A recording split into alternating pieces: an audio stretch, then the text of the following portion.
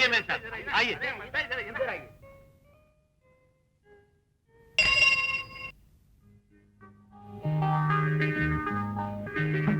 Rickshaw high court चलो।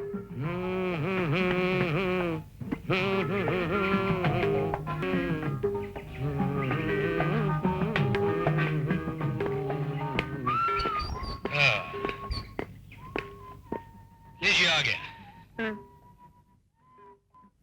Ma'am साहब सिर्फ 2 रुपए। मैं हमेशा 2 रुपए ही देती हूँ। अजी मेम साहब किस जमाने की बात कर रही हैं आप? ये भारत देश है, गरीबों और राजनीतिकों से भरा पूरा देश। दिन ब दिन चीजों के दाम बढ़ते जा रहे हैं, सिवाय मेहनत की कमाई के। कल जो 1 रुपए में सामान मिलता था, आज वो 2 रुपए में मिल रहा है।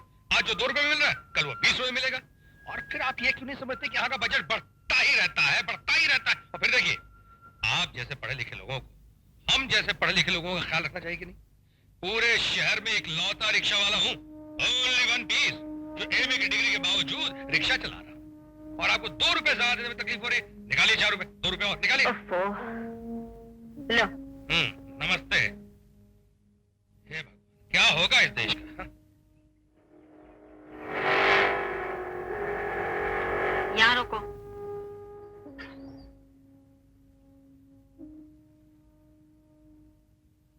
ये लो। जरा प्यार से तो बोला करो देवी जी। अरे भाई जल्दी चलो, जल्दी। अरे मनोहर तुम? अरे बातें बाद में करेंगे दोस्त, अभी तो रिक्शा भगा। मेरी जान खतरे में, कुछ लोग मेरा पीछा कर रहे हैं। अरे पीछा करने वाले तेल लेने गए यार। रघुनाथ प्रसाद राय एमए की रिक्शा को कौन पकड़ सकता है? ये देखो। रघु, तुम एमए पास करके रिक्शा क्यों चला रहे हो? अरे भाई यही सवाल कई बार मैं अपने आप से खुद भी कर चुका हूँ।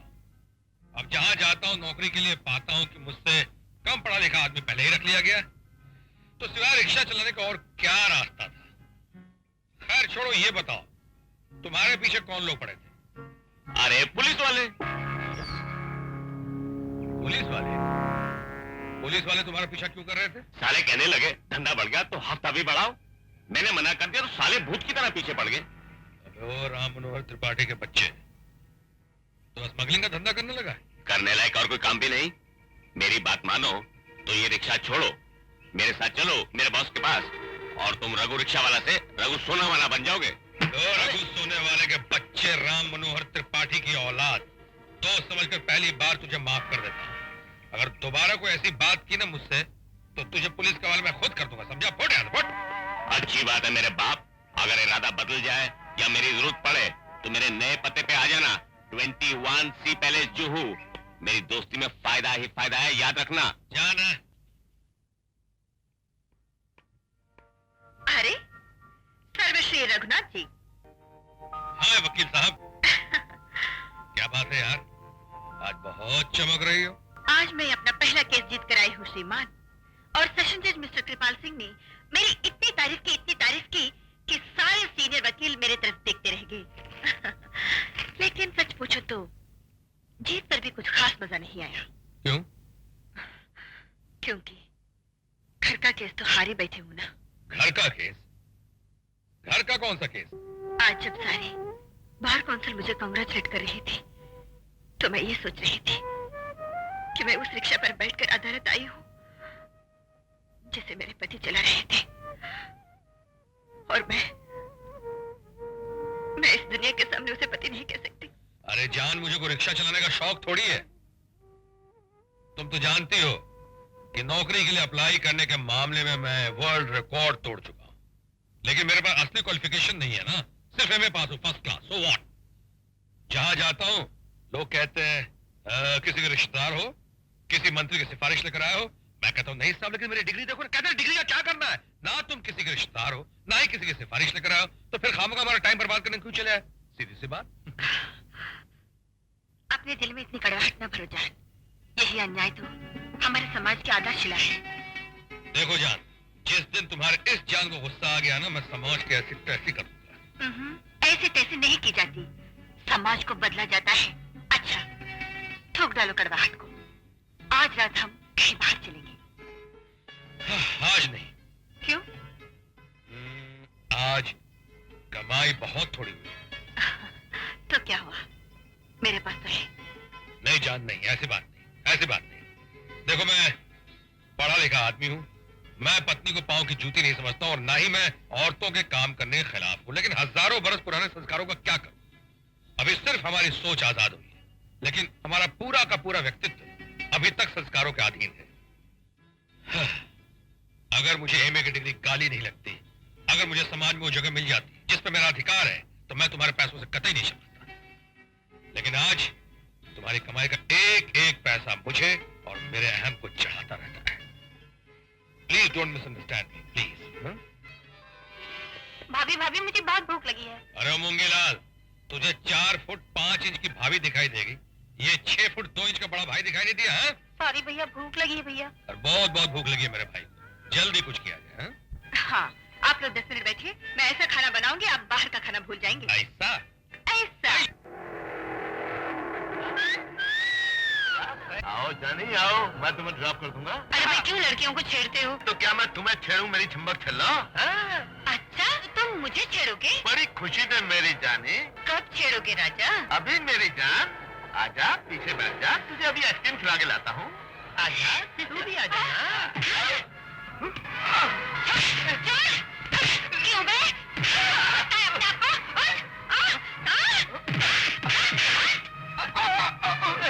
नहीं करेंगे? क्या बोल रहा था?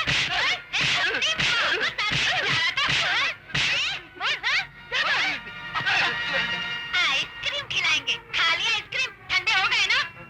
कुत्ता उठो और जाकर अपनी माँ का दूध पियो, समझे?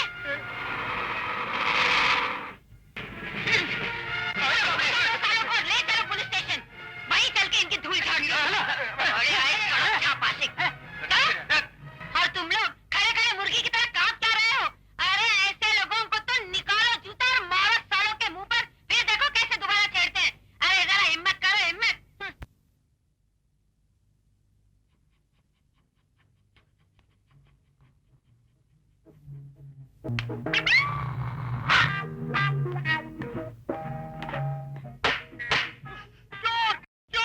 चलो चलो टोपी पहनो। सीधी तरह पहनो। और ये क्या? ये बेल्ट क्यों खुला है? बेल्ट बंद करो। और तुम कुत्तों को ट्रेनिंग देने की बजाय ड्यूटी आवर्स में यहाँ पे सो रहे थे, क्यों? मैं सो रहा था। सो नहीं रहे थे तुम? अरे कुत्ते, सुना तुमने? अजी कहाँ सो रहा था? ये सचमुच का सोना थोड़ी है। मैं तो सोने की एक्टिंग कर रहा था और कुत्ते को भी सिखा रहा था कि कैसे नकली सोना चाहिए। चोर को झांसा देने के लिए। अरे भाई, जब चोर देखेगा कि कुत्ता सो रहा है तो वो खुले मन से चोरी करेगा ना। और जैसे ही वो चोरी करेगा, भैया हमारा कुत्ता लपक के उसको दबोच लेगा और सीधे चोर जेल में। ये हमारा फॉर्मूला 352। अरे गिनी बुक ऑफ रिकॉर्ड में ये फार्मूला छपेगा। स्कॉटलैंड यार्ड इसकी कॉपी करेगा। तुम्हारा फॉर्मूला मेरी समझ के बाहर है। अरे इसी समझ से हमको एक शेर याद आया। समझ समझ का फेर है, समझ सके तो समझ और ना ही समझे तो ना समझ। हे भगवान, न जाने पिछले जन्म में मैंने कौन से पाप किए थे कि तुम्हारे साथ बन गई। तुम मेरे पति बन गए।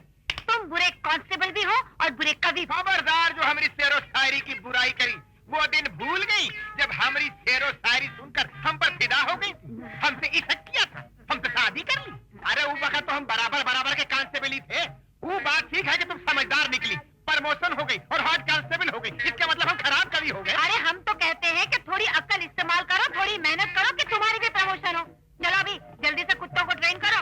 हाँ, हम ऐसे सारे कुत्तों को ट्रेन करेंगे कि उनको छठी का दूध याद आ जाएगा। और तुम भी घर पहुंचो, हम डंडा लेकर आ रहे हैं। तुमको भी ट्रेन करेंगे। प्रमोशन प्रमोशन, रात दिन प्रमोशन। ये लो।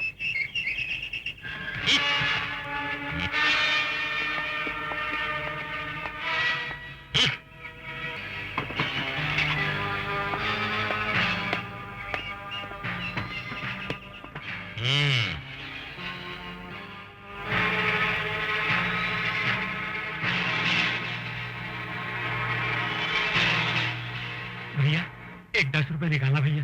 काहे के लिए? हबीब लोहा के वास्ते। नबे आया भैया। माफ करना दादा।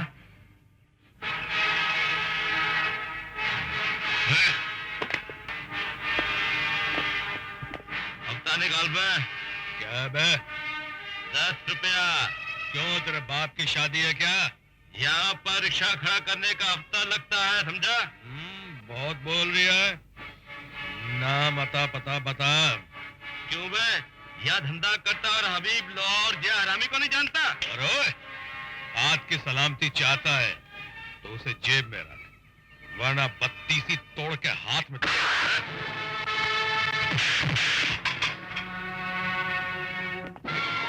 तुझे देख लूंगा। अबे जा जा चमनलाल मूंगीलाल के औलाद, चल फट। भैया वाह वाह वाह, मजा आ गया।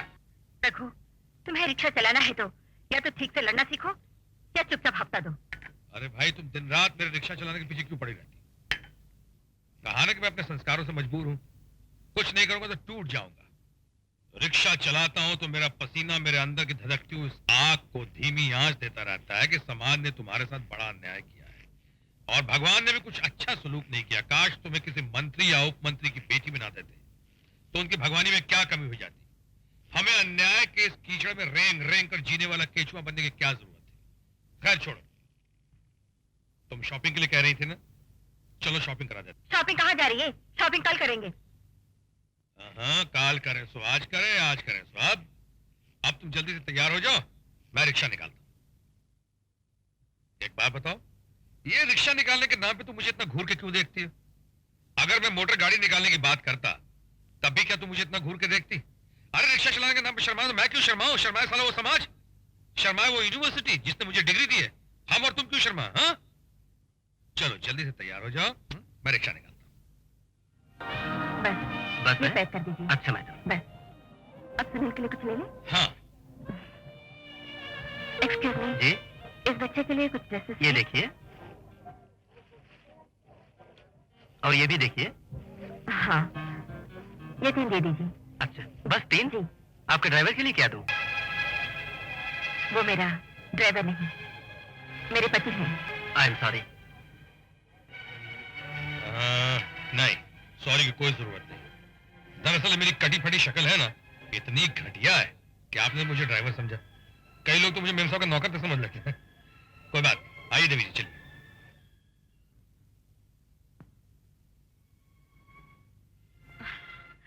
ये लो, गरम गरम चाय पियो और गुस्सा ठंडा करो। मैंने उस बात का बिल्कुल बुरा नहीं माना कि उसने मुझे ड्राइवर कहा। ड्राइवर तो मैं हूं ही, लेकिन उसकी आवाज में जो कंटेम्प्ट था वो एक तेज धार वाली छुरी की तरह मेरे दिल को चीर गया। देखो जान, जिस दुनिया में हम रहते हैं वहां गरीब आदमी की ना तो कोई पहचान है और ना ही इज्जत। अगर अभी मैं एक लंबी कार ड्राइव करता वहां पहुंचूं तो वही दुकान के बाहर तक मेरा स्वागत करेगा। इस दुनिया में अगर इज्जत है तो सिर्फ पैसे की, पैसा चाहे गोरा हो चाहे काला। अगर आज मैं सुनील की बर्थडे पार्टी में किसी मंत्री को बुलाऊं तो मंत्री तो दूर उसका चपरासी तक नहीं आएगा, लेकिन मैंने स्मगलर के बेटे बेटी की शादी में मंत्रियों की तस्वीरें देखी। क्या बात करते हो? अगर कोई मिनिस्टर किसी स्मगलर के घर चला जाए तो इसका मतलब ये नहीं कि स्मगलर शरीफ आदमी हो गया। और क्या मतलब हुआ इसका? इसका मतलब ये है कि वो मिनिस्टर भी शरीफ आदमी नहीं है। देखो, मेरी साड़ी खराब कर दी। अरे गोली मारो इस साड़ी को, जाकर वो नई वाली साड़ी पहन लो, जाओ। वो नई वाली साड़ी भला इस साड़ी का मुकाबला कर सकती है? हाँ? आपको पता है, मेरे पति ने अपनी पहली कमाई से ये साड़ी खरीद कर दी थी। इसमें आपके प्यार की खुशबू है। हाय जान, ये गरीबी प्यार का मजा ही खराब कर देती है। तुम तो बहुत पूजा वूजा करती हो ना जान, तो किसी ने अपनी लक्ष्मी देवी से कहो ना, तो उन्होंने आजकल कैसे कैसे लोगों के यहाँ आना जाना शुरू कर दिया। तुम कहो तो उन घरों से जाकर लक्ष्मी देवी को वापस बुला कर ले आओ। खबरदार जो उधर का रुख भी किया तो क्या करोगे? क्या करूंगी? बोलूं? चाय नहीं पिलाऊंगी।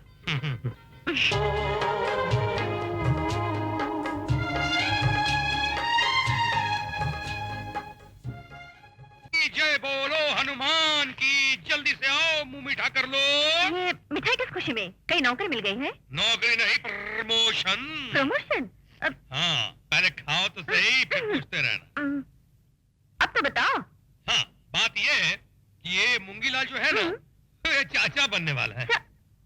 जी हाँ, वो ऐसा कि आप माँ बनने वाली है, मैं बाप बनने वाला हूँ, और डॉक्टर ने ये राज मुझे बता दिया और आज मैं बहुत ही खुश हूँ। अब आकर जल्दी से गले लग जाओ। अरे ओ जानकी, जय बोलो हनुमान की। अरे तुम्हें ये सब करने की कोई जरूरत नहीं है भाई, डॉक्टर ने तुम्हें आराम करने को कहा। चलो अंदर चल के आराम करो, चलो। अगर मैं आराम करूंगी तो घर का काम कौन अरे करेगा? घर का काम करने के लिए तुम्हारा एक लौता और चहेता पति जो है, तुम सिर्फ आराम करो, बाकी काम मैं कैसे करता हूँ मैं करके दिखाता हूँ। जय बोलो हनुमान की।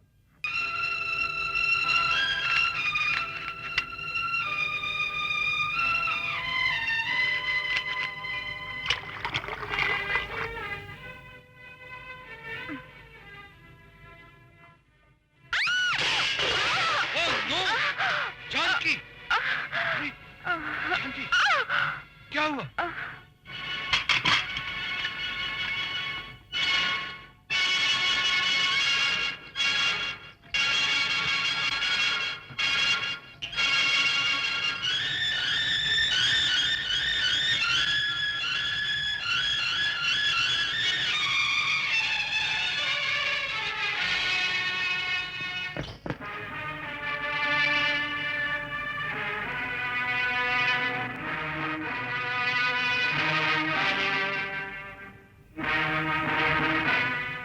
भैया, यही वो आदमी जिसने मुझे मारा था। अबे खुद को लोहा कहता है और इससे हफ्ता वसूल नहीं कर सका। मेरी पत्नी की तबीयत ठीक नहीं है, उसे अस्पताल पहुंचाना है। अबे ये रास्ता अस्पताल नहीं कब्रिस्तान को जाता है। चल उतर।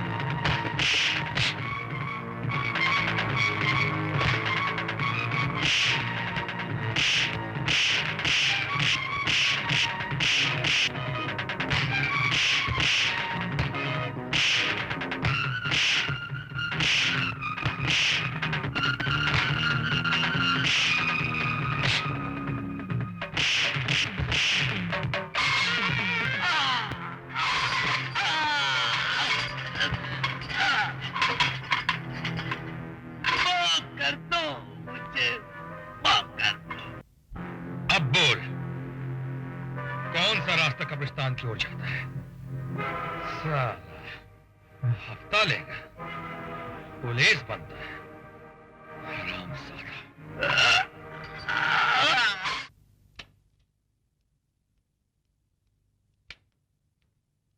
डॉक्टर साहिबा, जानकी मिसकैरेज हुआ है। आपकी बीवी की जान खतरे में है। अगर आप ये दवाइयाँ जल्दी से ले आए तो बेहतर होगा, लेकिन जल्दी कीजिएगा वरना खतरा बढ़ जाएगा। जी। 250 रुपए। क्या 250 रुपए? सर मेरी वाइफ की तबीयत बहुत खराब है, अगर ये दवाएं उसे न मिली तो। दवा देने से मैं कब इनकार कर रहा हूँ? दाम दो और दवा ले लो। भाई साहब मेरी बीवी की तबीयत बहुत ही खराब है, अगर ये दवाएं उसे वक्त पर ना मिली तो। दवा की दुकान पर लोग तभी आते हैं जब कोई बीमार पड़ता है। सॉरी, मैं उधार नहीं दूंगा। भाई साहब मैं आपसे विनती करता हूँ, मेरी वाइफ की तबीयत बहुत ही खराब है। देखो मिस्टर, तुम्हारी वाइफ जिए या मरे, मैं उधार नहीं दूंगा, समझे?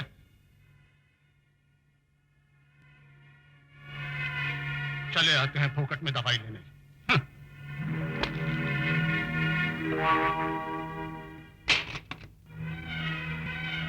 अरे रघु, तुम?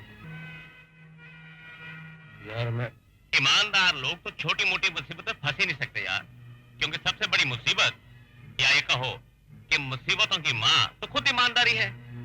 तुमने तो एमए पास करके रिक्शा चला के क्या भारतीय पुरुष की तरह ईमानदारी का हाथ पकड़ा है, साला छोड़ने का नाम ही नहीं लेता। अरे भाई मैं बड़ा ही अपसेट हूँ, तेरी भाभी की तबीयत बहुत ही खराब है, उसके लिए मुझे दवाइयाँ खरीदनी है। ओह, आई एम सो सॉरी। तो फिर यहाँ क्या कर रहा है? मेडिकल शॉप पे जाना।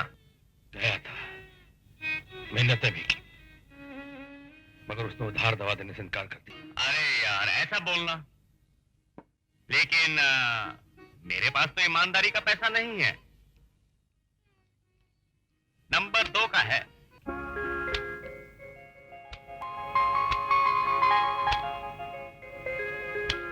देख, तेरी भाभी की जान नंबर 2 की नहीं है। धन्यवाद। डॉक्टर साहिबा, जल्दी कीजिए, ये लीजिए दवाइयाँ। गुड, अब तुम्हारी घरवाली बच जाएगी, लेकिन अफसोस अब उसे बच्चा नहीं हो सकता। घर वाली तो बच जाएगी ना डॉक्टर साहिबा, मेरे लिए ही बहुत है। बच्चे का क्या है, बहुत से लोगों को तो औलाद ही नहीं होती, और फिर भगवान ने तो मुझे एक बेटा समान भाई पहले से ही दे रखा है। लीजिए डॉक्टर साहिबा।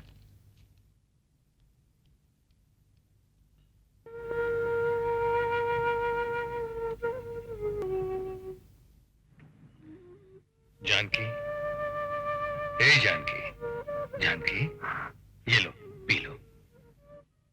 नहीं, वो जी नहीं करता। सुनो, मैं तुम्हारा दुख समझता हूं, लेकिन होने को कौन टाल सकता है। एक तरफ भगवान ने हमें बेऔलाद कर दिया, लेकिन दूसरी तरफ हमारा बेटा समान छोटा भाई सुनील तो है। चलो हम उसी के सहारे जी लेंगे। P low.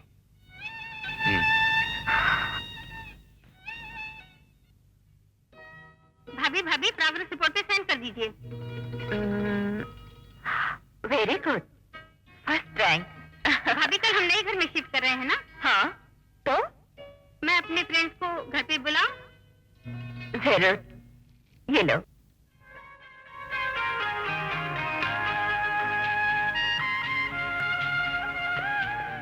अरे, आप अभी तक काम पर नहीं गए भैया? हम काम पे गए या नहीं गए, आप अभी तक घर पे क्या कर रहे हैं? स्कूल का टाइम हो गया, चलिए स्कूल जाइए।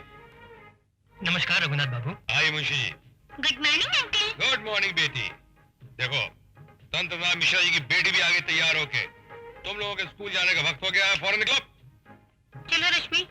सच कहता हूँ साहब, आप तो तकदीर लिखवा कर लाए हैं। बिना हाथ पैर हिला ही सब कुछ मिल जाता है। जुबान बहुत लंबी हो गई आपकी तंत्रनाथ मिश्रा जी, अपनी औकात पे रहा। नमस्ते मैडम। नमस्ते। मुंशी जी, चंद्रमुखी वर्सेस कालीचरण की फाइल रखी है ना? ये भी कोई पूछने की बात है? उस केस की तो आज तारीख है। वैसे मैं घर से हर फाइल लेकर निकलता हूँ। अच्छा, रघु, तुम्हारा क्या प्रोग्राम है? कुछ नहीं। अच्छा, मैं चलती हूँ। Take care of yourself.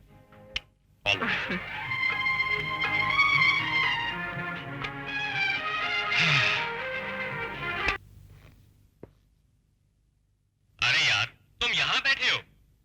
तो आपको भी मेरा इस तरह से घर में बैठना अच्छा नहीं लगता? कोई बात नहीं। आइए, आज घर का रास्ता कैसे भूल पड़े? यार भूला नहीं, सुबह से तुम्हारी तलाश कर रहा हूँ। रिक्शे के हर अड्डे पे तुम्हें ढूंढा, जब कहीं नजर नहीं आए तो यहाँ चला आया। आज काम पर नहीं गए? नहीं, काम पे नहीं गया। मगर तुम्हें क्या काम है, बोलो। मुझे तुम्हारी मदद की जरूरत है। मेरी मदद? कैसी मदद? देखो रघु, दोस्त ही दोस्त के काम आता है। उस दिन तुम परेशान थे तो मैंने तुम्हारी मदद की। आज मैं मुश्किल में हूं और तुम उसे आसान कर सकते हो। यार अगर ऐसी बात है तो बोलो, जान हासिल है। अरे यार, जान नहीं चाहिए। ये बैग इस पते पे पहुंचा देना, बड़ी मेहरबानी होगी। मगर भाई इस बैग में है क्या? अरे यार, मुझ पर विश्वास करो। और यार, जब मदद करते हैं इस तरह सवाल जवाब नहीं करते। अरे भाई, इसमें इतना टची होने की क्या जरूरत है? ठीक है, पहुंचा दो।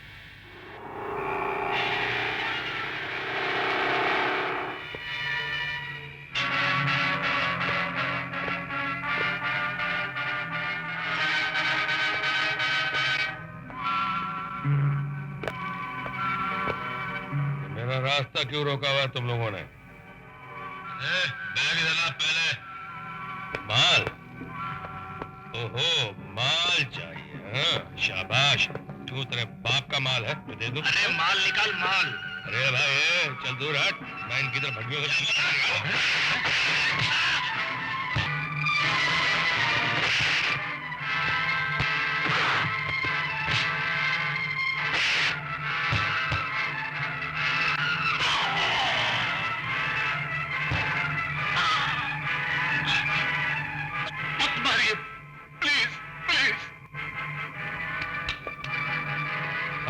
माल बाप के हाथ में जमीन से उठा कर दे।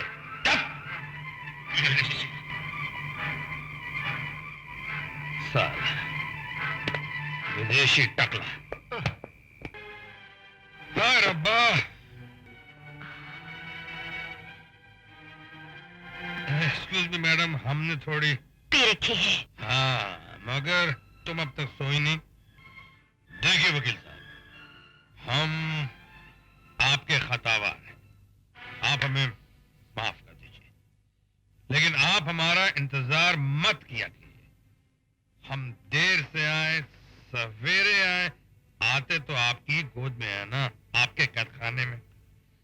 भाई हम तो उड़ती पतंग की तरह है, कितना भी ऊंचा उड़ जाए, उसकी डोर तो हमेशा आपके ही हाथ में रहती है। बहुत दुखी हो इस डोर से। नहीं भाई नहीं, ये तो मेरी जिंदगी की सबसे खूबसूरत डोर है। यूं समझो मेरे जीवन की डोर है। जिस दिन ये डोर टूट गई, समझ लो मैं भी टूट गया। बहुत मीठा है, एक बार और। मीठा खाना खाने के बाद ही खाया जाता है। खाना तो मैं खा चुका।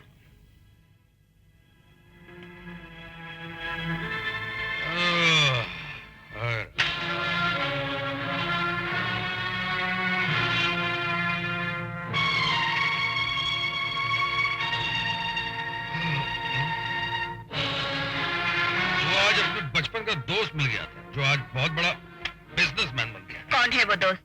अरे वो त्रिपाठी मेरे साथ स्कूल में पढ़ता था, लेकिन आज उसका स्वभाव बिल्कुल नहीं बदला। आज के जमाने में ऐसे दोस्त कहाँ मिलते हैं? हाँ, कहाँ मिलते हैं? दावत भी खिलाते हैं, दारू पिलाते हैं और नोट भी देते हैं। अरे भाई, ये नोट उसने नहीं दिए हैं, ये तो मैंने रात भर के लिए मांगे हैं। क्यों? सिर्फ ये देखने के लिए कि जब माल जेब में हो तो नींद कैसी आती है। अभी ये रुपए त्रिपाठी को दे दो। क्यों? मांगे की नींद सोने से क्या फायदा? हाँ, मेहनत करते हो तो इतनी गहरी नींद सोते हो कि करवट तक नहीं लेते। तुम्हें इन नींद की गोलियों की जरूरत नहीं है। समझा? क्या समझे? यही कि तुम नहीं चाहती कि मेरे पास पैसा हो। अगर मेरे पास पैसे हो गए, इसका मतलब है तुम्हारा इस घर में डिमोशन हो जाएगा। तुम्हारा वो मधुबनी वाला मुंशी जी, क्या नाम है उसका? हाँ, तंत्रनाथ मिश्रा, वो मेरा अपमान नहीं कर सके। दुकानदार को तुम्हें ये कहने की जरूरत नहीं पड़ेगी, मैडम अपने ड्राइवर के लिए भी कुछ खरीद लीजिए, और तुम्हें उस दुकानदार को ये कहने की आवश्यकता नहीं पड़ेगी कि ये मेरा ड्राइवर नहीं, हस्बैंड है। ऐ शाबाश, उस दुकानदार ने उस दिन घर वालों से जाकर कितनी तुम्हारी तारीफ की होगी कि भाई पत्नी हो तो जान की देवी एडवोकेट जैसी। भरी दुकान में बेझिझक कह दिया कि ये आदमी मेरा ड्राइवर नहीं है, हस्बैंड है। नमस्कार।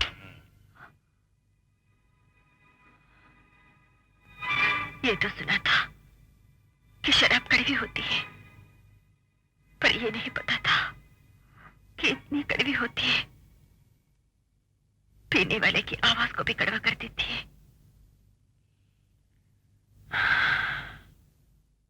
अरे तेरी तो, अरे बाप रे, ओ, अरे बाप रे, क्या, अरे भाई, ओ हो, अरे बाप रे, ओ, तेरा पानी पिला दे, पानी। अरे बाप रे, क्या हालत है, क्या हालत है, तौबा तौबा तौबा।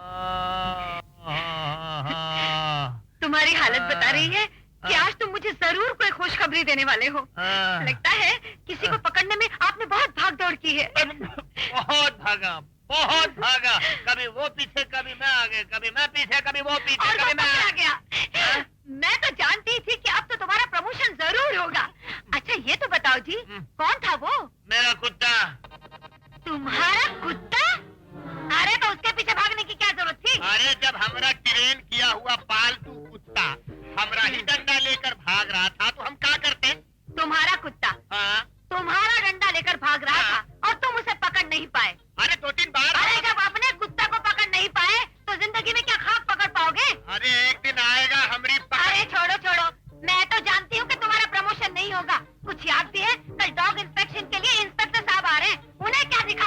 अरे कल तो आने तो हम दिखा देंगे अपनी ट्रेनिंग वाले डंडे का कमाल। कौन रोकेगा ससुरा हमारी प्रमोशन। बात है राजा बाबू पहलवान, वो लटकाए क्यों बैठो भैया? बड़े चक्कर में फंस गया हूँ यार। क्या हो भैया? तुम्हारे हाथ जो बैग भेजा था ना, उसमें से माल कम निकला। क्या बात कर रहा है दोस्त, ऐसा हो ही नहीं सकता। वो तो मैं भी जानता हूँ, मगर अरे अगर मगर कुछ नहीं तो सही सामान रखने में कुछ भूल हो गई होगी। अरे भैया वो कहावत नहीं सुनी, खेत खाए गधा और मार खाए चुलाहा। बॉस लोगों की गलती भी हमारे माथे पड़ती है। वो सोचता है कि सामान मैंने चुराया है। तेरा बॉस पहले नंबर का पागल है। साला कल ये चोरी का शक मुझ पे भी आ सकता है ना, क्योंकि सामान तो मैंने दिया था। एक काम कर, मैं तेरे साथ चलता हूँ। बोल कहाँ चलना और कब चलना, बोल। किसी न किसी ने तो चोरी की है, और जमाल क्या हवा खा गई। मुझे सिर्फ मनोहर पर नहीं दूसरों पर भी शक है, और जब तक उसकी चोर का पता नहीं चल जाता मुझे हर आदमी पर शक रहेगा। तुम लोगों की खोजबीन का क्या नतीजा निकला? Hi dad. हाय आओ बेटे आओ, कुछ पता चला? डैड, मेरे ख्याल में ये मनोहर की हरकत है। तुम लोग जाओ। Okay boss. तुम्हारा ख्याल गलत भी हो सकता है बेटे, क्योंकि मनोहर इतना बेवकूफ नहीं है कि जो माल उसे डिलीवर करने के लिए सौंप दिया गया हो उसी में से चोरी करके अपनी जान का दुश्मन बने। तो क्या मैंने चोरी की है? शाबाश शाबाश, गुड थिंकिंग। देखो बेटे, मैंने खुद माल तुम्हें दिया, तुमने वही माल मनोहर को दिया, इसलिए चोरी उसने नहीं की, तुमने की है। Am I right? शाबाश शाबाश, यही तो परेशानी है। लेकिन सब जानते हैं कि चोरी हुई है, किसी न किसी को तो मौत की सजा देनी ही पड़ेगी, वरना लोग समझेंगे कि हम ढीले पड़ गए हैं।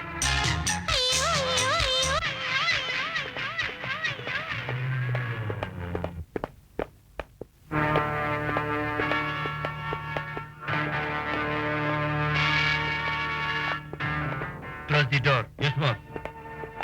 वो आदमी कौन है? मेरा दोस्त रघुनाथ, रघुनाथ उसका नाम है। रिक्शा चलाता है, हफ्ता तो देता नहीं, ऊपर से मारपीट करता है। तो वो रिक्शा वाला चोरी में तुम्हारा पार्टनर है? देखो सेठ, माल गिनकर तुमने हमको दिया, वही माल की डिलीवरी रघु ने दी। वो बहुत ईमानदार आदमी है। हाँ हाँ, तुम ईमानदार हो, वो ईमानदार है, इसका मतलब चोर मैं हूँ। देखो मनोहर, तुम्हारा भला इसी में है कि अपनी गलती मान लो, वरना अंजाम बहुत बुरा होगा। ए सेठ, हमको खाली पीली धमकी नहीं देने का, हम जाकर बड़े सेठ से बात करेगा। हाँ? पकड़ो इसको।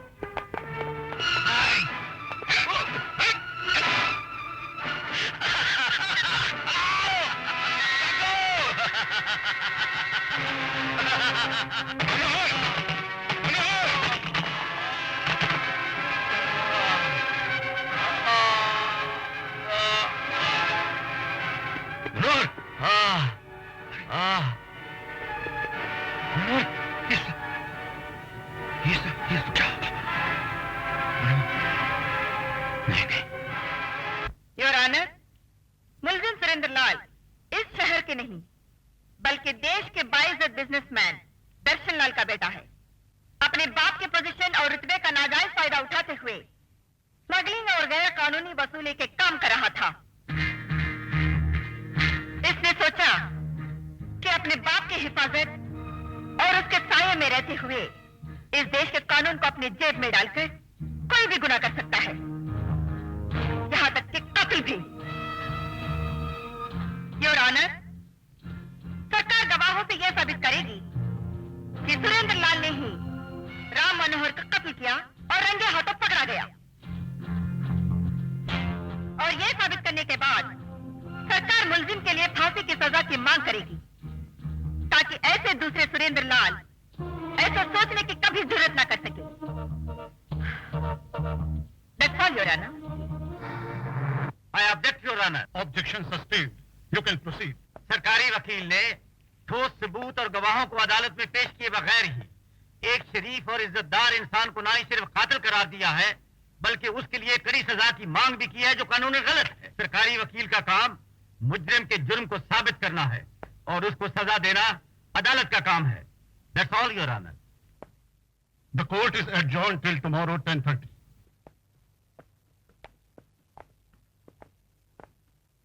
वकील साहब घर पर हैं?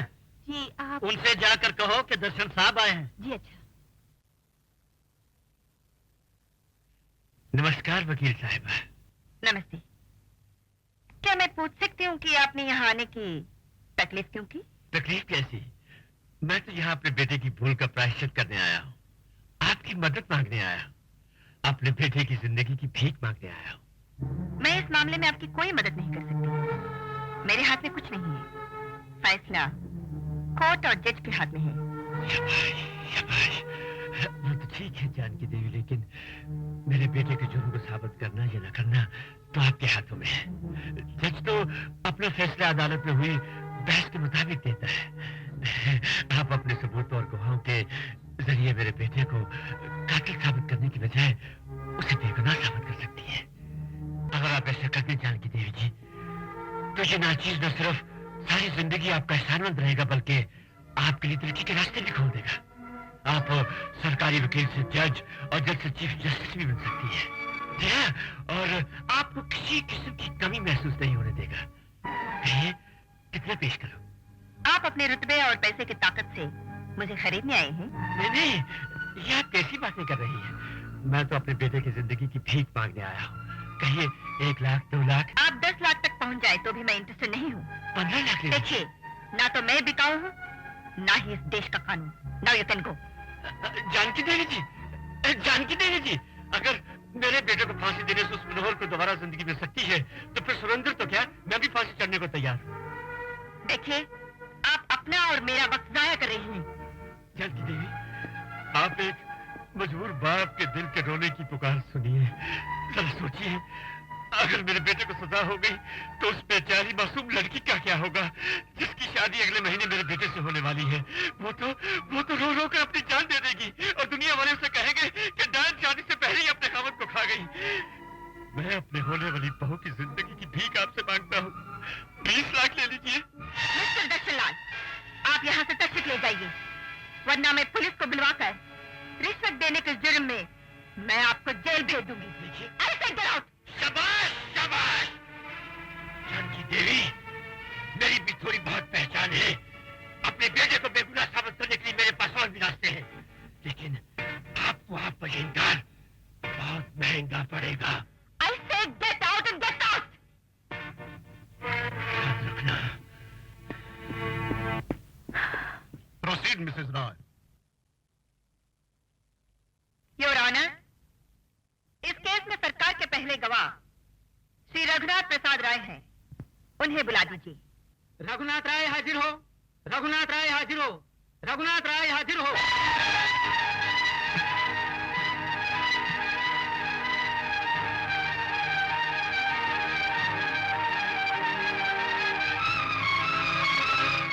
आपका नाम क्या है?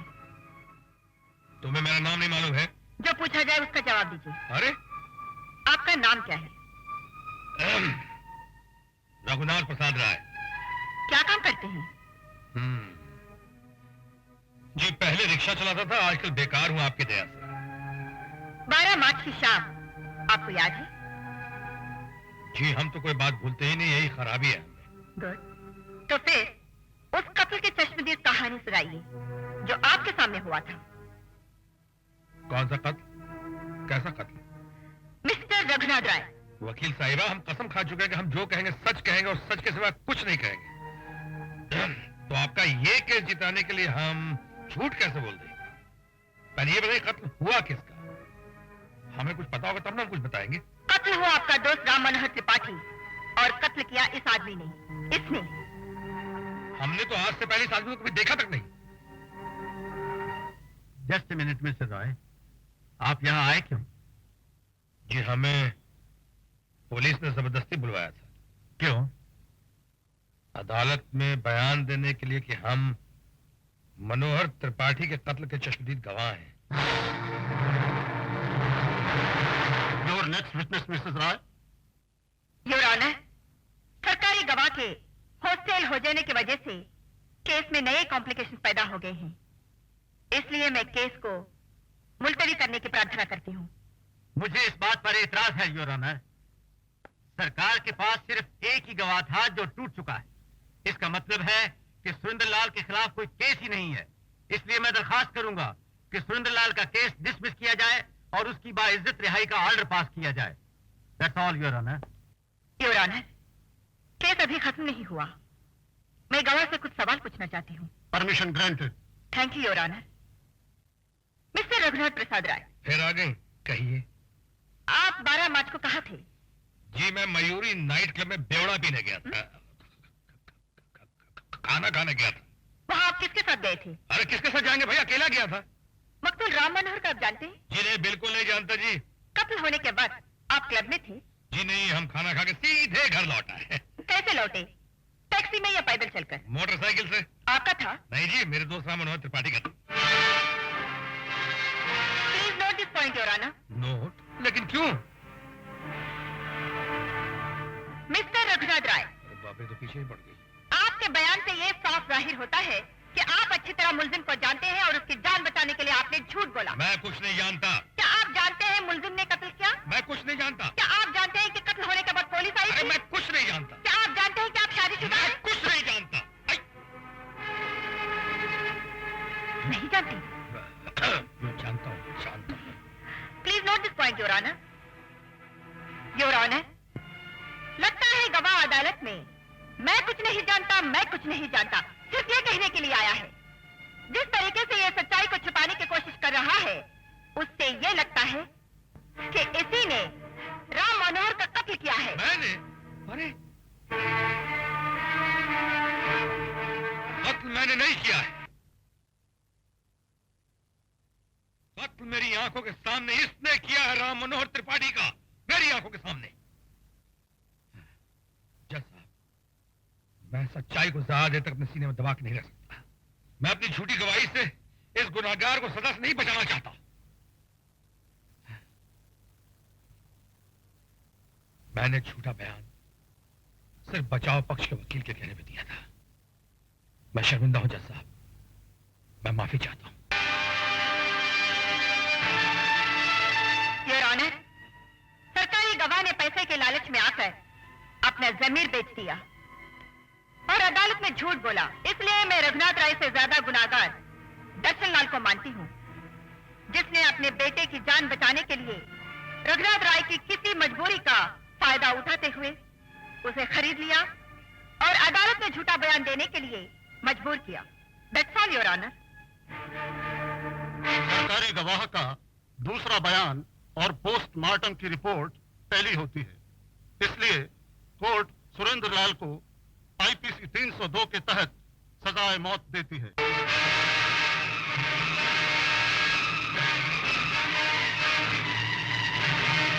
और रघुनाथ को वार्न करती है कि अगर दोबारा ऐसी गलती की तो कोर्ट उन्हें माफ नहीं करेगी।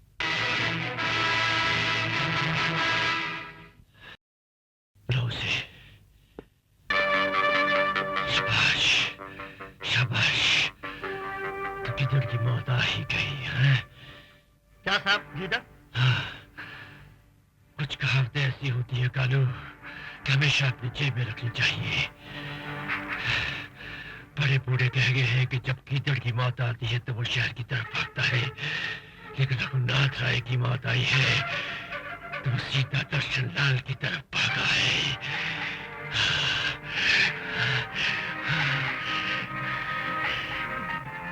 आओ रघुनाथ, आओ। सेठ साहब, मैं माफी चाहता हूं सेठ साहब। मैं आपके बेटे को फांसी से नहीं बचा सका। आपसे मैंने रुपए तो ले लिए, लेकिन मेरी आत्मा, मेरे जमीन ने मुझे झूठी गवाही देने की इजाजत नहीं दी। इसलिए मैं आपके पैसे लौटाने आया। रख लीजिए इसे। शाबाश, शाबाश। ये दुनिया भले एक ईमानदार आदमी की कदर न करे, लेकिन मैं ईमानदार आदमी को दोनों हाथों से पकड़ लेता हूं। बेटे के मरने के बाद मैं इस दुनिया में अकेला रह गया हूं रघुनाथ। अब तुम जैसे ईमानदार आदमी की जरूरत है रघुनाथ। क्या ख्याल है, पिलाते हो हाथ? अरे भी तो पढ़े लिखे आदमी हो, मैं तुम्हें मालामाल कर दूंगा। हाँ हाँ, शाबाश शाबाश। सुनिए, हो सके तो आज चांद निकलने तक घर आ जाना। आज करवा चौथ है। क्या मेरे लिए व्रत रखोगी, मुझ जैसे पति के लिए? व्रत का संबंध मेरे तुम्हारे रिश्ते से है, पेशे से नहीं। आएंगे ना?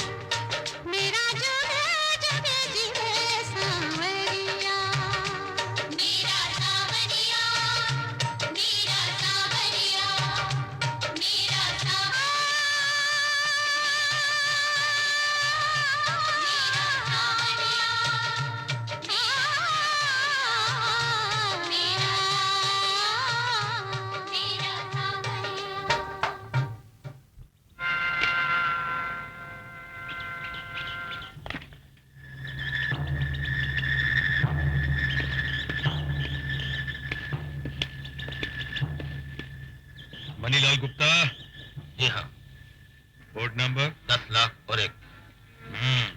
तो ठीक है। Thank you.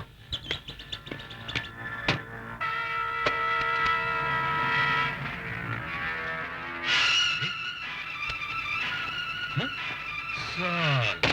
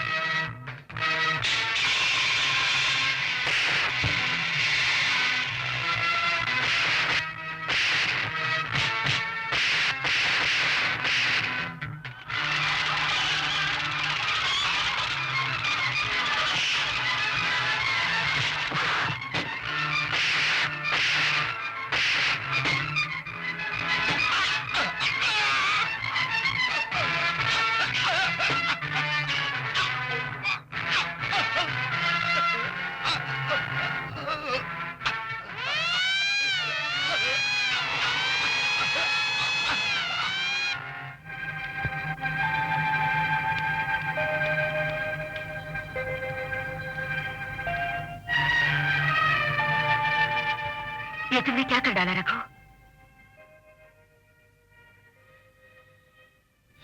अगर एक सरकारी वकील मुजरिम से यह सवाल कर रहा है तो मैं कोई जवाब नहीं देना चाहता। रखो, मैं सरकारी वकील की हैसियत से नहीं, एक पत्नी के नाते आई हूं। मैं सिर्फ तुम्हें इतना ही बताना चाहती हूँ कि जिस रास्ते पर तुम चल पड़े थे वो सीधा यहाँ तक आता है। मैं जानता हूँ।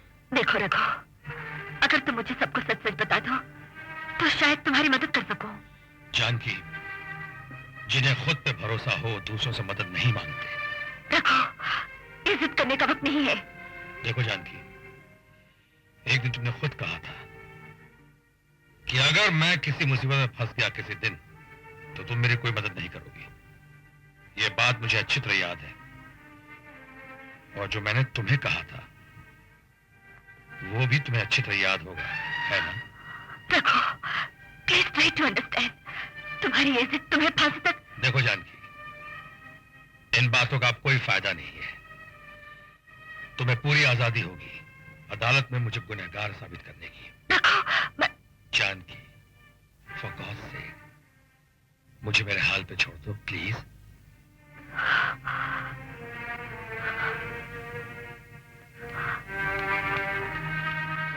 नहीं कानून नहीं। राज को इस मर्डर के लिए फांसी नहीं लगनी चाहिए। कुछ भी करो, लेकिन उसे उस कार कोठरी से निकालकर यहाँ मेरे पास लेकर आओ।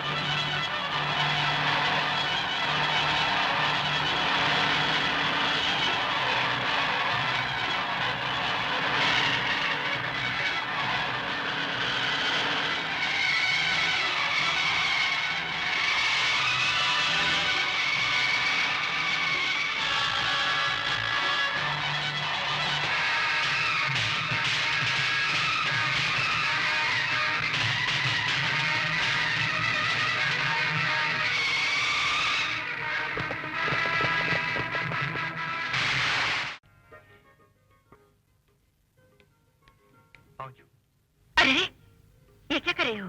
आपकी सहायता से एक मामूली मुंशी की बेटी वकील बनी है। आज ये पहली बार कोर्ट जा रही है, इसलिए आप आशीर्वाद दीजिए। Best of luck. Thank you.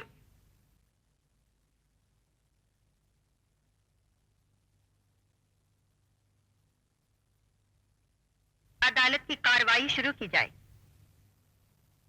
Your honour, मुलजिम सहदेव बाबू भेड़ की खाल में एक भेड़िया है। एक मिनिस्टर का बेटा होने के नाते इसने अपनी पोजीशन का नाजायज तौर पर फायदा उठाया है। गरीबों और जरूरतमंद लोगों तक पहुंचने वाली चीजों को इसने ब्लैक मार्केट में बेचकर लाखों रुपए कमाए हैं। देश के कायदे कानून को बच्चों का खिलौना समझकर उनसे खेला है। ईमानदार सरकारी अफसरों को अपनी उंगली पर नचाया है। अपनी पोजीशन और ताकत बनाए रखने के लिए मुलजिम ने रामपुर में कौमी दंगे कराए, जिनमें 20 बेगुनाह लोगों का और 4 पुलिस अफसरों का खून बहा। मैं अदालत से दरख्वास्त करती हूँ, ये सब नजर में रखते हुए मुलजिम को सख्त से सख्त सजा दी जाए। ये अदालत वकील इस्तिगासा से पूरी तरह सहमत है। न सिर्फ मुलजिम सहदेव बाबू ने सरकार को धोखा दिया है, बल्कि जनता को भी लुटा है। और चूंकि इस पर लगाए गए सब इल्जाम साबित हो चुके हैं, इसलिए अदालत मुलजिम सहदेव बाबू को 7 साल की सख्त सजा देती है। मुबारक हो रश्मि। थैंक यू बाबा, मैं ये केस जीत गई हूँ। बेटी, भगवान की दया और जानकी देवी के आशीर्वाद से तुम्हारी जीत निश्चित थी। आंटी पहली जीत मुबारक हो Rashmi. Thank you aunty. Aunty वो सुनील नहीं आया, लगता है वो मेरी जीत में शामिल नहीं होना चाहता। अभी तो पुलिस ऑफिसर बन गए ना, कहीं काम में फंस गया होगा।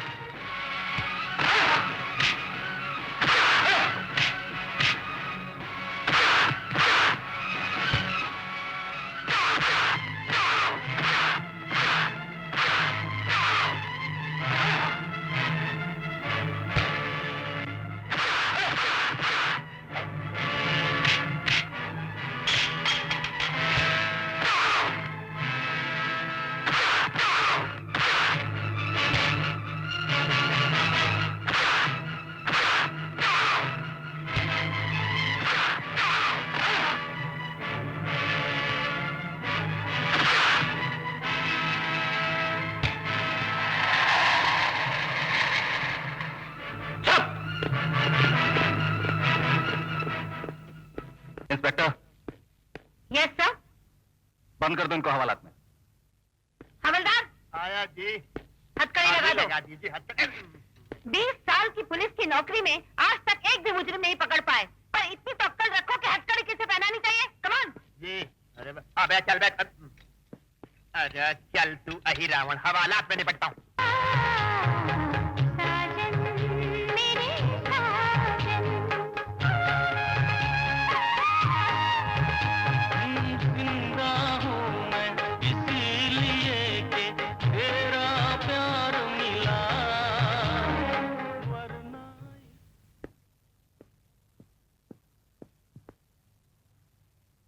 भाभी,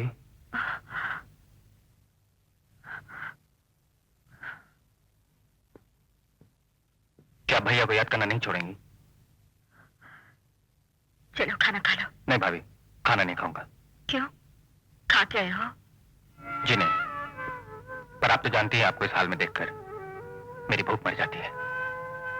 क्या हो, तुम्हें याद नहीं आती? आते हैं, पर मैं उन्हें अपने जहन से बाहर निकालकर अपने दिल का दरवाजा बंद कर लेता हूँ। सुनिए, अपने भैया के बारे में ऐसे बातें कर रही हो? कानून की सजा से तो वो मरकर बच गए, लेकिन वो हम दोनों के मुजरिम भी हैं। मेरा बचपन स्कूल में इन आवाजों के चाबुक खाता रहा कि वो देखो रघुनाथ खूनी का भाई। सुनिए, ये तो आपके व्यक्तित्व की शक्ति थी भाभी, जिसने मुझे बचा लिया, वरना शायद आज मैं भी उनकी तरह एक मुजरिम बन गया होता। बस कर सुनिए। नहीं भाभी नहीं, मैं आप पर उस खूनी की यादों का मैला साया नहीं देख सकता। इस थप्पड़ पर तो हर बेटे का अधिकार होता है। आज आपके प्यार की गंगा में नहाकर मैं धन्य हो गया। मुझे मेरी मां याद नहीं, मैंने तो सदा आप ही में अपनी मां का रूप देखा है। जो आपसे भाभी होती तो शायद मैं भैया को माफ कर देता, लेकिन जिस आदमी ने मेरी मां को दुख पहुंचाया उसे मैं कभी माफ नहीं कर सकता। ऐसा न कहो सुनील, ऐसा न कहो। क्यों न कहूं ऐसा? जब तक वो जिंदा थे उन्होंने आपको कोई सुख नहीं दिया, और अब मरने के इतने बरस बाद भी उनकी आत्मा, उनकी याद प्रेत बनकर आपसे चिमटी हुई है। एक दिन जीवन की गठरी खोल कर देखिए कि उन्होंने क्या दिया आपको। दुखों के सिवा कुछ भी नहीं दिया। क्यों नहीं? क्या दिया आपको? प्यार दिया, मेरी कलाइयों को चूड़ियां दी, मेरे माथे को बिंदिया दी, मेरी मां को सिंदूर दिया। मेरी मजबूरी समझो सुनील, मैं इन जंजीरों में बंधी हुई हूँ। तो गीता पढ़कर इन जंजीरों को तोड़ दो। गीता का संदेश मां और पत्नियों के लिए नहीं था। गांधारी, कुंती, द्रौपदी, किसी ने उन जंजीरों को नहीं तोड़ा। श्री कृष्ण ने उनमें से किसी को नहीं कहा था कि उन जंजीरों को तोड़कर मुक्त हो जाओ। आज तेरे भैया जिंदा होते, सोना ढूंढने पीछे, सोना कर गए दे, सोना मिला ना पे मिले, रबा हो गए केस। भाभी,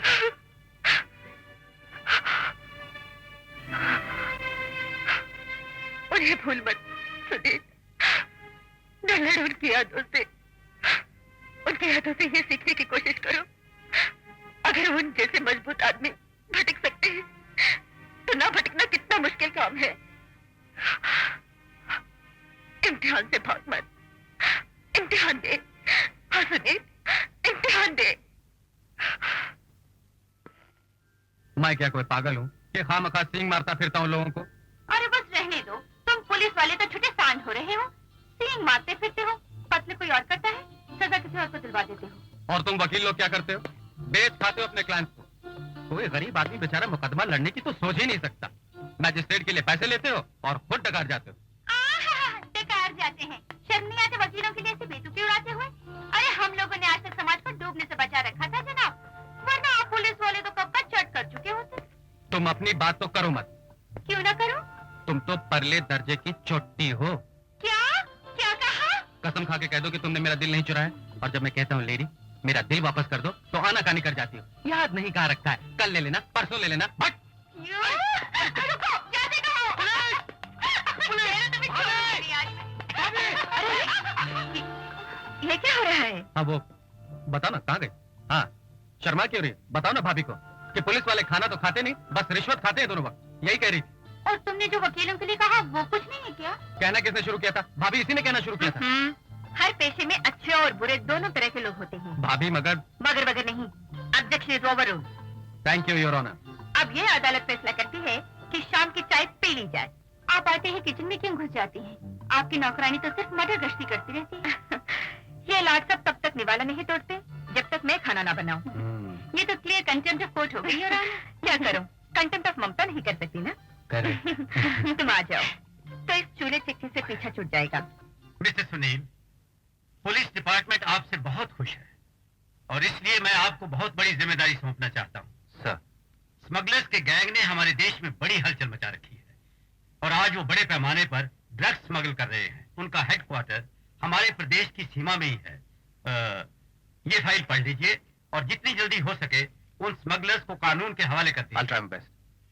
I wish you all the best. खाना टेबल पे लगा दो बीबी जी। नहीं, सुनील के बगैर खाने को जी नहीं करता, उसे आने दो।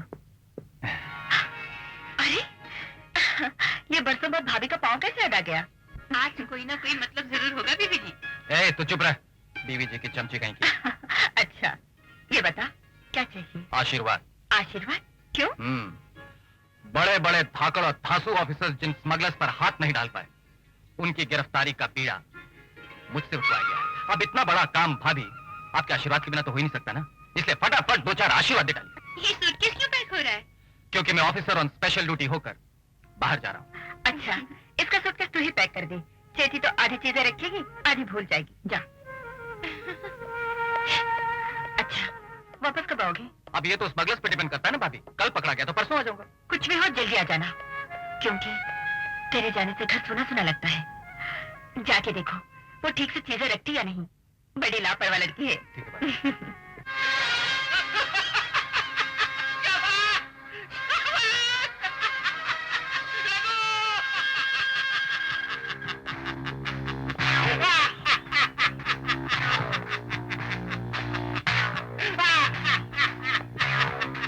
क्या बात है सेठ साहब, किस पे इतना हंस रहे हैं? जो पुलिस की वर्दी पहन कर निकला है एक शेर का शिकार करने के लिए। लो तुम भी देख लो इसे। किसकी तस्वीर है? तुम्हारे भाई की, सुनील राय की। मेरे भाई की?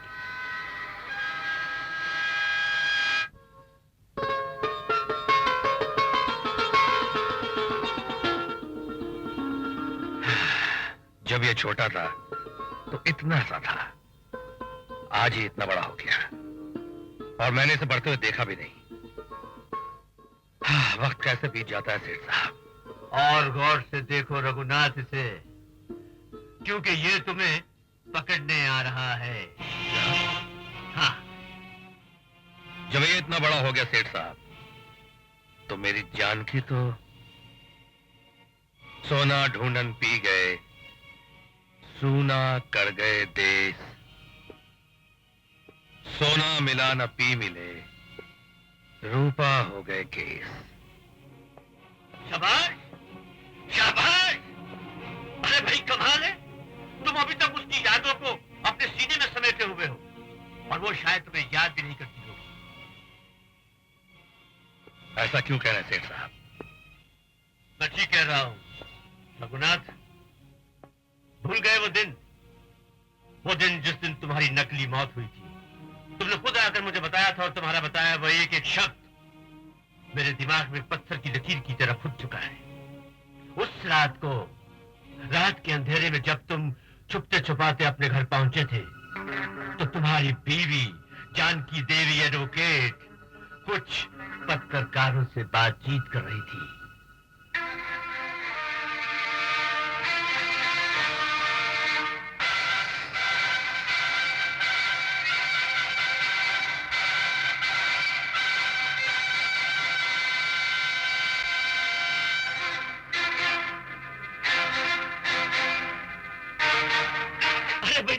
कमाल के आदमी हो, उस औरत को याद कर रहे हो जिसने मुझे खुद ये बात दिन रात बिच्छू की तरह डंक मारती रहती है और आप मुझे हमेशा यही बात याद दिलाते रहते हैं। याद इसलिए दिलाता रहता हूँ क्योंकि तुम्हारे लिए इस बात को याद रखना बहुत जरूरी है। फिर मैं अपने प्यार का क्या करूं सेठ साहब? शाबाश, शाबाश। प्यार प्यार को या तो खड्डा खोद कर गाड़ डालो या चिता बनाकर जला डालो इसे। मैं तो उस औरत का मुंह भी ना देखूं जिसने, खैर छोड़ो उसे, जाओ जाकर अपना काम संभालो और सोचो, अगर उसके पल्लू से बंधे रहते तो आज तक सिर्फ रिक्शा चला रहे होते, सिर्फ रिक्शा। तो फिर मैं सुनील को भी भूल जाऊं?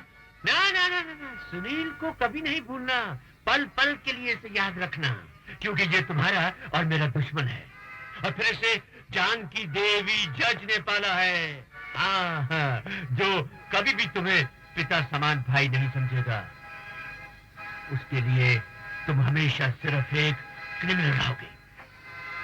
उफ, इस पैसे के लालच ने मुझे कितना अकेला कर दिया सेठ साहब। अरे भैया, भगवान का भी यही हाल है, वो भी तो अकेला ही है, हाँ? जाओ जाकर जाने की तैयारी करो, जाओ जाओ जाओ।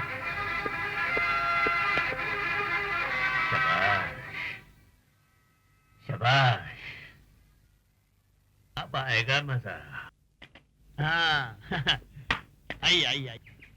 ये रहा मेरा हॉलिडे होम। ओ तुम चाहो तो तुम भी यहीं ठहर जाओ। सर ठहरने पर एक शेर याद आया। बाप रे बाप। बोझा बनारसी को कहा उसने रुक जरा, हम ठहरो ठहरो में रहे, बच्चा ठहर गया। बोझा बनारसी, जी तुम अपनी ये शेर सुना सुना के मुझे बोर न किया करो। ओके सर, पद्य न सही गद्य सुन लीजिए। किसी ने कहा है पुलिस के काम में 1 से 3 भले। 1 से 3 भले। आप जरा मेरी थानेदारनी को यहाँ बुलवा दीजिए ना। तुम्हारे थानेदारनी की कोई जरूरत नहीं है। अरे तुम कैसे आ गई? हवाई जहाज से। हवाई जहाज से वो तो ठीक है, मगर क्यों? Orders mister Sunil Prasad Rai SP, orders. Orders? किसके ऑर्डर्स? Home government.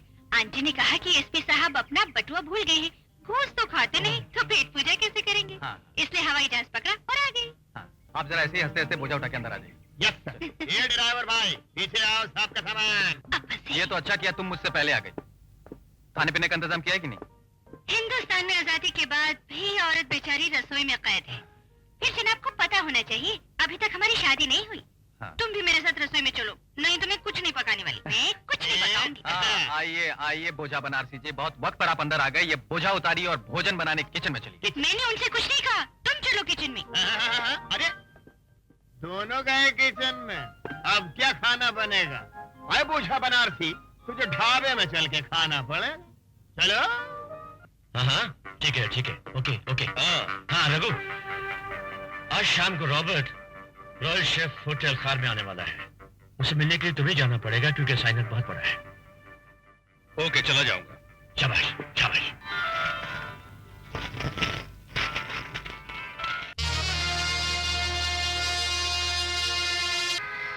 आप शायद इसे ढूंढ रहे हैं, ये लीजिए। Thank you.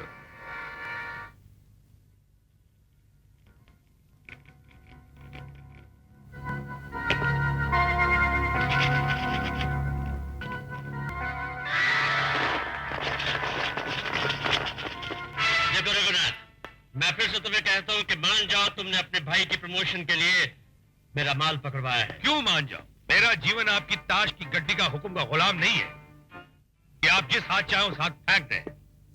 ये सही है कि आज इस धंधे में मैं आपकी वजह से हूं, लेकिन इसका यह मतलब नहीं है कि मैं आपका गुलाम हूं। ये तो मैं उस सड़े हुए और झूठे समाज से बदला ले रहा हूं जिसने मुझे इज्जत के साथ जीने का अधिकार नहीं दिया। इस कर्म क्षेत्र में एक तरफ मैं हूं और दूसरी तरफ सुनील है। जिस तरह भीष्म अर्जुन को मारने के लिए तैयार नहीं था सेठ साहब, उसी तरह मैं सुनील को मारने के लिए तैयार नहीं हूं। लेकिन जिस तरह भीष्म धृतराष्ट्र की सहायता के लिए वचनबद्ध था, उसी तरह मैं आपकी सहायता के लिए वचनबद्ध हूं। अगर सुनील की गोली आपकी तरफ आई तो उसे आगे बढ़कर मैं अपने सीने पर रोक लूंगा, लेकिन इसका यह मतलब हरगिज नहीं कि आप मुझ पे इल्जाम लगाएं, क्योंकि मैं इसका बुरा भी मान सकता हूं। और उस दिन से डरिए सेठ साहब जिस दिन मैं इन बातों का बुरा मानना शुरू कर दूंगा। शाबाश शाबाश।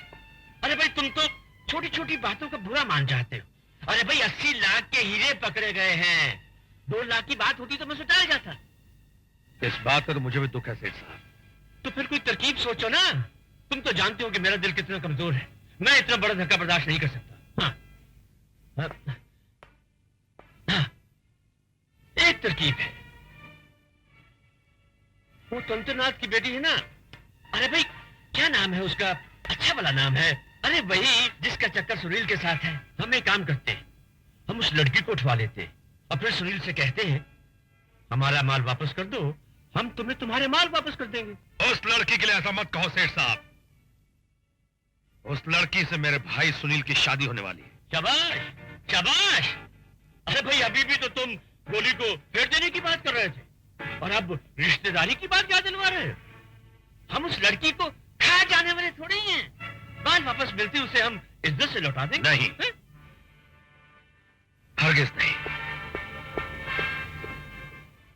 इन्हीं लोगों ने ले भाई साहब, हम तुमको भाई साहब लगते हैं? पुलिस की वर्दी पहन के चले आते। अरे हमारा नाम गिनी बुक ऑफ रिकॉर्ड में पढ़ लेते।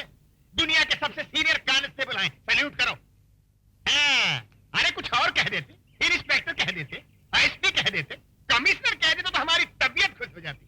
भाई साहब कहा, पागल कहा, मजनू कहा, दीवाना कहा, मगर मुंह से जालिम के सही बात न निकली अब तक। छी छी छी, क्या बात है? आईजी साहब, मैं तो बस ये पूछ रहा था क्या रश्मि जी घर पे हैं? अरे भाई, जब आईजीपी साहब कहा है तो दो चार ठो बातें और करो, मजा आएगा। नहीं, वैसे रश्मि जी से क्या काम है? एएसपी साहब ने रश्मि जी के लिए फूल भेजे हैं।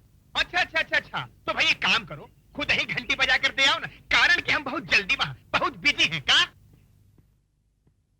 एएसपी साहब ने भेजी? सुनील ने भेजे हैं।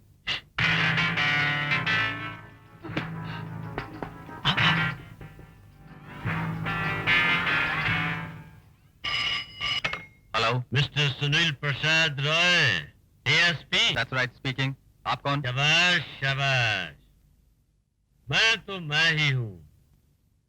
फोन मैंने इसलिए आपको किया है कि अगर मुझे ढूंढना है तो अपनी रश्मि को मत ढूंढिएगा। कौन हो तुम? अगर आज शाम तक तुमने वो सूटकेस मुझे नहीं पहुंचाया तो रात तक तुम्हें रश्मि की लाश मिल जाएगी। ओह, तो इस घटियापन पर उतर आए तुम? आज शाम तक का वक्त है तुम्हारे पास।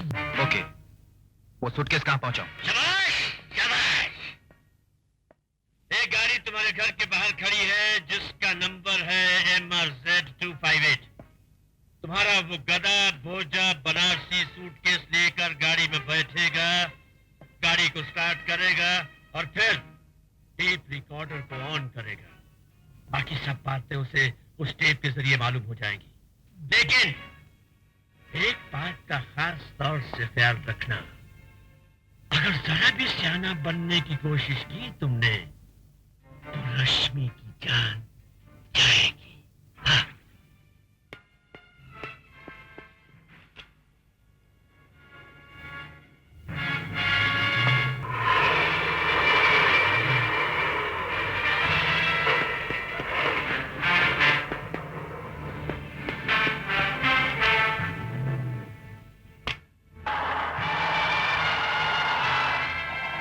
भोजा बनारसी, मेरी बात गौर से सुनो। गाड़ी सीधी तरह से चलाते रहो और मोंटियत कोर्ट चलो।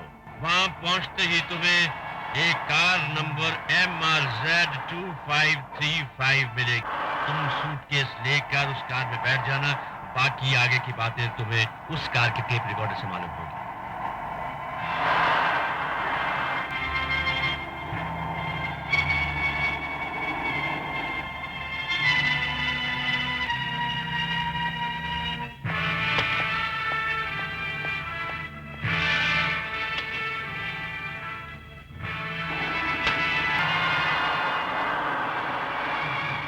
अब सीधा एम्बेसी टावर्स चलो। तुम्हारी पिछली सीट पर एक वैसा ही सूटकेस रखा है जैसा तुम्हारे पास है। अपना सूटकेस वहां रखकर उस सूटकेस को उठा लेना और एम्बेसी टावर्स पहुंचकर तुम्हें वहां पर एक कार नंबर MRZ2593 मिलेगी। जो सूटकेस अब तुम्हारे पास है उसे लेकर उस कार में बैठ जाओ और अटलांटिक होटल चलो। वहां के रीगल स्वीट में रश्मि मिलेगी।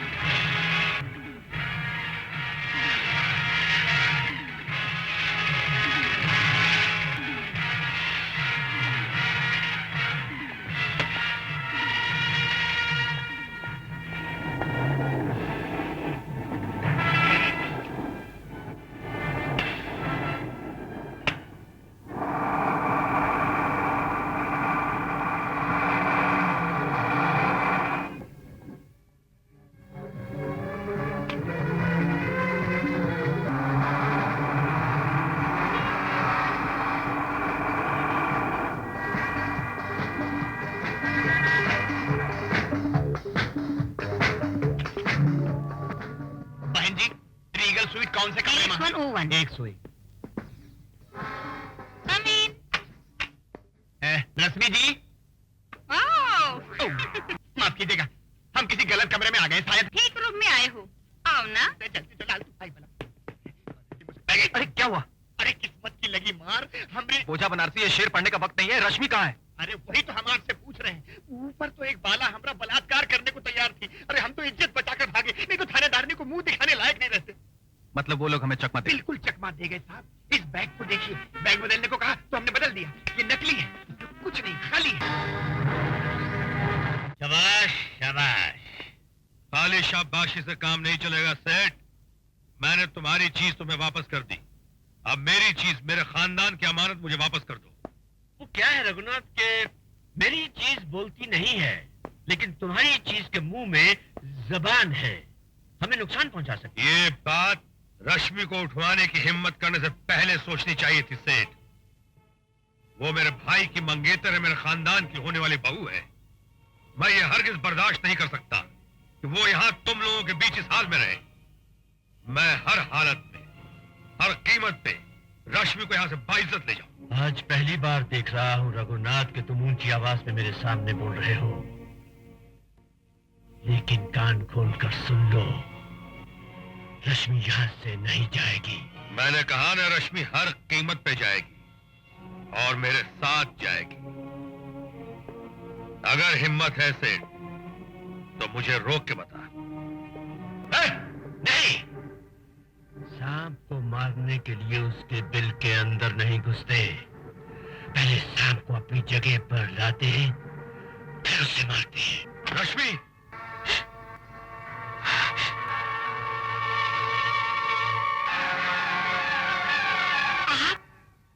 ये एक लंबी कहानी है रश्मि, मैं तुम्हें फिर सुनाऊंगा। अभी निकल चलो, जल्दी करो, चलो।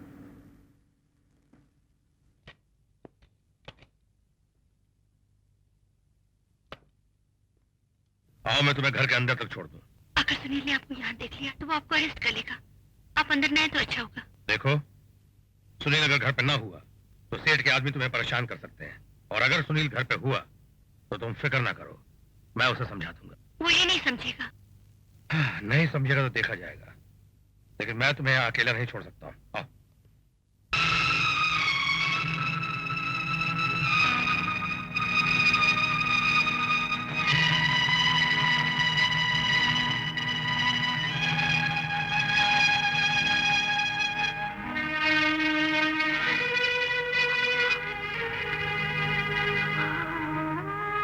मैं सपना तो नहीं देख रही हूँ ना?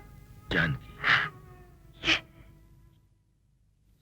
ये तुम्हें हो ना?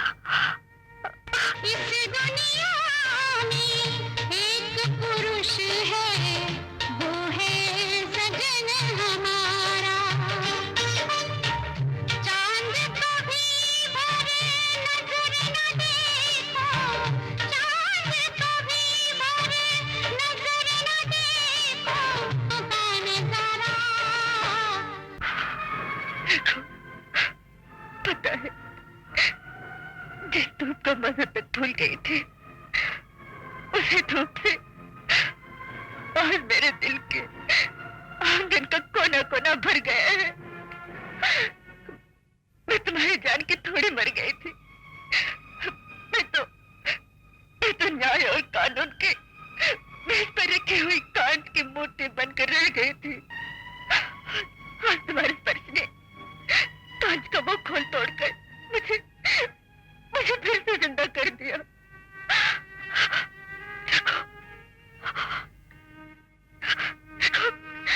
तुम इतने दिन कहाँ गायब हो गए थे? तुम्हें फिर अभी मेरी याद नहीं आई? देखो, तुमने इतना भी नहीं सोचा कि तुम्हारे बिना तुम्हारी जानकी पर क्या बीत रही होगी? बोलो। मुझे पता था जानकी, मुझे पता था। जुदाई और नर्क की आग एक ही होती है। मैं भी तो उसी नर्क की आग में चल रहा था, फिर भी तुम्हारे पास तो सुनील था। मैं तो बिल्कुल अकेला था जानकी, बिल्कुल अकेला था। तो क्यों नहीं आए? मैं एक दिन आया था। आए थे? उस दिन जब मेरे मरने की खबर आ चुकी थी, तुम पत्रकारों से बात कर रही थी और तुमने मेरी लाश तक को देखने से इनकार कर दिया था।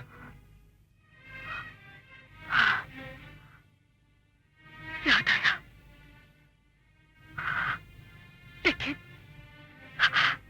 लेकिन तुम्हारी मौत के सदमे ने मुझे होश में न रहने दिया। न जाने उस दिन मैं क्या क्या कह गई, लेकिन तुमने कैसे विश्वास किया मैं तुम्हारी पत्नी होकर? यही सुनकर मैं अपने अंधेरों में और गहरा धरता चला गया। निकलना चाहकर भी नहीं निकल सका। तुमने ऐसे क्यों किया रघु? मुझे छोड़ दिया, अपने भाई को छोड़ दिया, अपने घर छोड़ दिया। क्यों? इसलिए, उस अंधेरे के लिए जिसके नसीब में कोई सूर्योदय नहीं है। मेरा भाई छोटा सा था और मुझे यकीन था कि उसे तुम मुझसे अच्छा पाल सकोगी। और मैं? तुम बहुत बड़ी थी, न्याय और कानून के शिखर पर बैठी थी। नजर ही नहीं आ रही थी जानकी, और उस ऊंचाई से देख भी नहीं पा रही थी कि नीचे धरती पे वही कानून लोगों के साथ कैसे कैसे अन्याय कर रहा है। और ये सोचकर तुमने मुझे जुदाई की सजा दे डाली। और अग्रज जी, वाह, तुमने मेरे साथ बड़ा अन्याय किया। एक सुहागन को इतनी बरसों तक निर्वा बनाए रखा। सिंदूर के वो लकीर जो हर सुहागन के मांग में गंगा की तरह बहती रहती है, और तुमने मुझसे सिंदूर के वो गंगा छीन ली। अब न्याय और अन्याय की बात करते हो। तुमने समाज के अन्याय का बदला मुझसे लिया। तुम्हें समाज हो।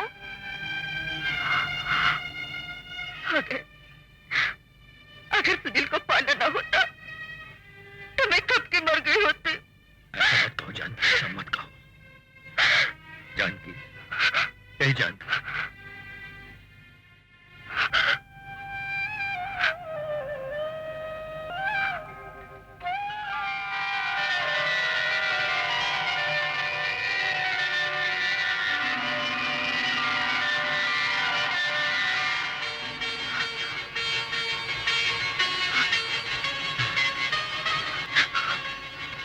जानकी, जानकी,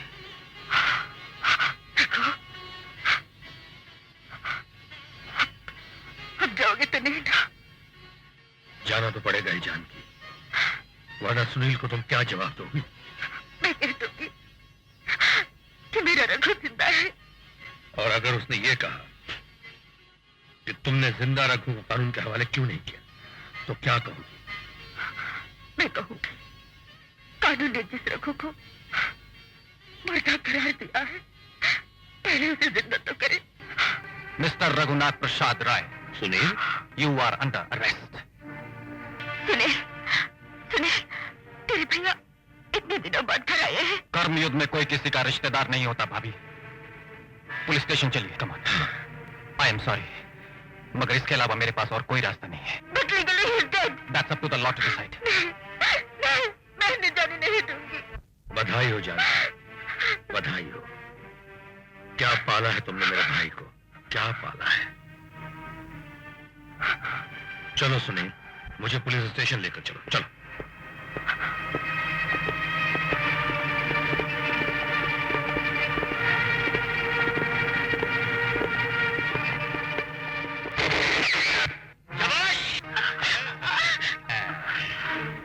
इंस्पेक्टर, इन दोनों को तो तुम अच्छी तरह से पहचानते ही होगे। ये तुम्हारी मां समान भाभी है जिसने एक रिक्शा पुनर के छोटे भाई को पाल पोस कर ये पुलिस की वर्दी पहनाई है। और ये रेशमी तुम्हारी क्या होने वाली है ये तुम अच्छी तरह से जानते हो। तुम चाहते क्या हो? बस यही कि रघुनाथ मेरा खास आदमी है, मेरे सारे राज जानता है। इसे भला मैं तुम्हारे साथ कैसे जाने दूं? हाँ, अगर जज जानकी और रश्मि की जिंदगी चाहिए तो इसे रहा कर दो। सेठ, मैं गिरफ्तारी नहीं हूं तो मुझे रिहा कैसे करेंगे? मैंने खुद अपने आप को कानून के हवाले किया है ताकि मेरी सजा मेरी आत्मा पे चढ़े पापों के मैल को साफ कर सके। शाबाश, वाह! इतने सालों तक मेरा नमक खाने के बाद उसकी कीमत नमक हरामी करके चुकाना चाहते हो, हैं? सरकारी गवाह बन के चुकाना चाहते हो, मुझे जेल भिजवा कर चुकाना चाहते हो। बड़े बेवकूफ हो तुम रघु। और तुम खबरदार, इंस्पेक्टर अगर हिलने की कोशिश की तो याद रखो मेरे आदमियों के पास भी हथियार हैं। और तुम इंस्पेक्टर, अगर तुम इन दोनों की जिंदगी चाहते हो तो तुम्हें कीमत देनी होगी। रघुनाथ को मेरे हवाले करो, उसके बाद मैंने छोड़ दूंगा। नहीं सुनील, तुम अपना फर्ज अदा करो। इतने दिनों बाद मेरे पति और तुम्हारे भाई ने गुनाहों के दलदल से निकलकर कानून और न्याय का साथ देने का फैसला किया है। मेरी ये जीत मेरी जिंदगी से ज्यादा है, और कानून की ये जीत के लिए मैं 1000 बार मरने को भी तैयार हूँ। इतनी आसानी से तुम्हें थोड़ा ही मारूंगा जज जानकी। फिर अपने आदमियों से कहूंगा, अपने केस में क्या बताऊं कि अपने आदमी से क्या कहूंगा। तुम खुद ही सोच लो कि तुम अपनी आंखों के सामने ये सारा तमाशा देख सकोगे। हाँ, ठीक है सेठ, तुम इन लोगों को छोड़ दो, मैं तुम्हारे साथ चलने को तैयार हूं। शाबाश शाबाश। अब ऊंट आया पहाड़ के नीचे। इंस्पेक्टर, पहले अपनी रिवॉल्वर फेंको और फिर रघु को आजाद करो। कम ऑन, हरी अप, जल्दी करो, मेरा वक्त बहुत कीमती है। Come on.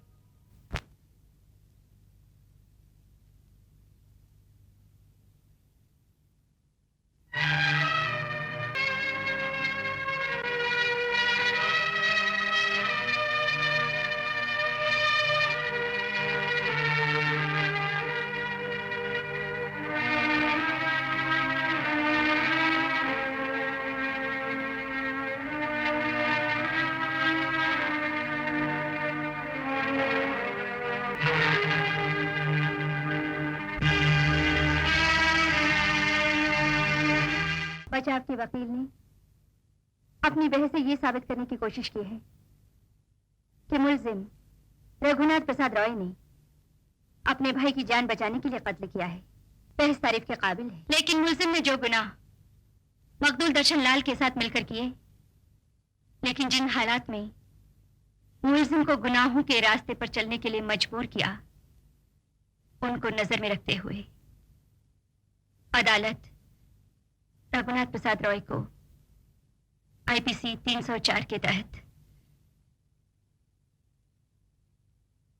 7 साल की सजा देती है।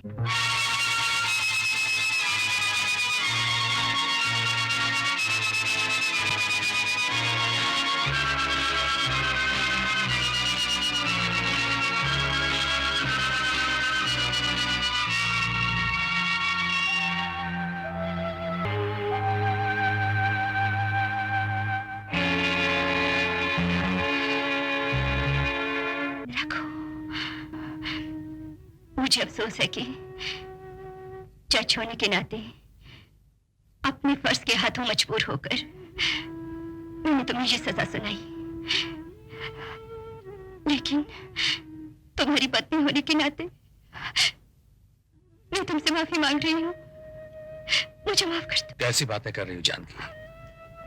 मुझे हर हाल में तुम पे नाज है। वैसे भी मुझे अपने गुनाहों की सजा मिलनी बहुत ही जरूरी थी। जो भी हुआ उसे एक भयानक सपना समझ के भूल जाओ। 7 साल की तो बात है, बस देखते देखते यूं ही 7 दिनों में निकल जाएंगे। 7 साल तो क्या, 7 जन्म तक भी मैं तुम्हारा इंतजार करूंगी। रघु।